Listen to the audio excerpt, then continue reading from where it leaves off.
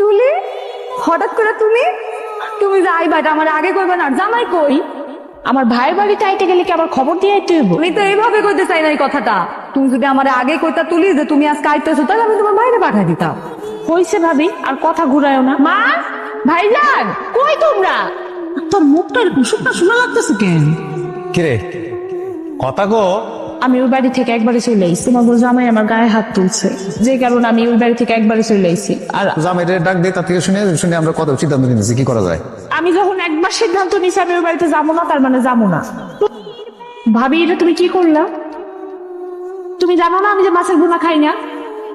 মা, তুমি ভাবিরে কল নাই আমার জন্য মাছ ভাজা উঠায় রাখতে? নাকি তোমরা কেউই চাও না আমি এই বাড়িতে ভাত খাই? তোমার আমি কতবার করে কইলাম যে মাইয়াটা আমার মাছ ব্যবস্থাটা ভাত খাইতে পারে না, এক পিস মাছ ওর লাগে উঠায় রাখো। এটা কেন করলো না? কেমনে ভুলে গেলা তুমি? মা,